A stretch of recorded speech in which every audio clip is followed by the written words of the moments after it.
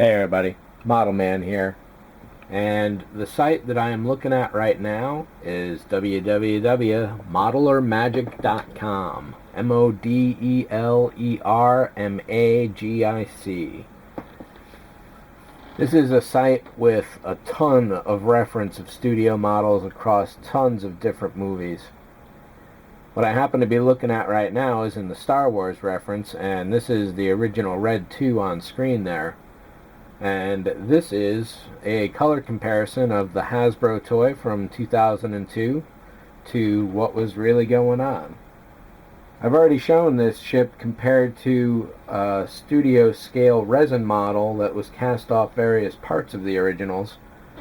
And just looking at this right here, I can tell that the nose is off. It's much more of a slight gentle curve going into there. The fuselage is a little different.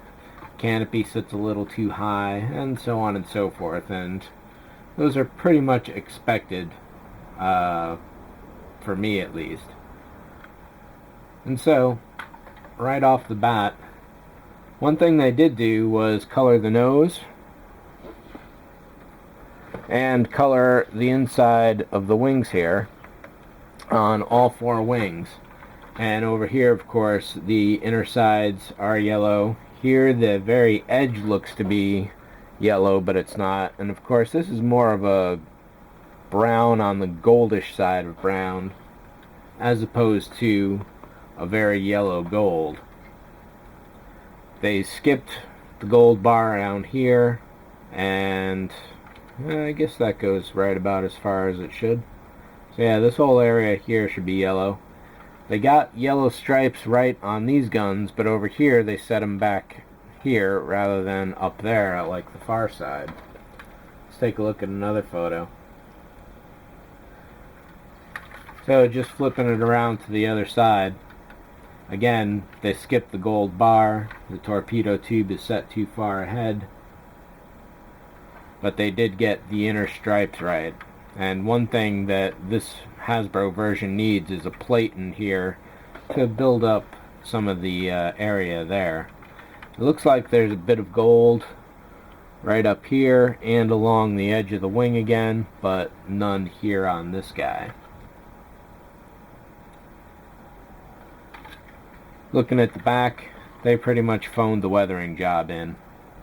There's no work or detail on that whatsoever, and I can't imagine why they did this back in the droid slot in different colors. I'm sure it's probably something to do with production, but they could have easily switched the color of the plastic, I think.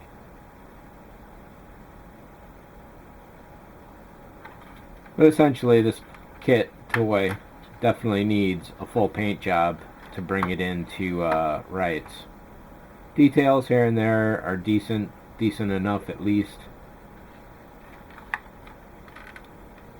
but it could definitely use a little improvement. Again, up here the gold isn't as obvious in there on the wing, but it is definitely there. There's a black stripe right here, and they did get the stripes on the engines correct. And we pretty much saw this shot already from a different angle.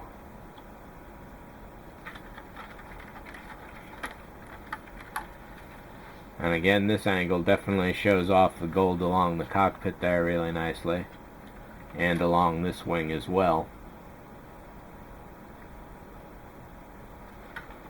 And finally a front shot. So in the most basics, they certainly got the idea correct. This gray stripe here is correct. This gray here, maybe, that's tough to tell from this particular photo, but if so, there should be more up front. There should be yellow going across the front. Looks like there's spirals on this gun, but I didn't see that in any other photos. So yeah, for what it is, you know, you got to consider it's definitely a toy.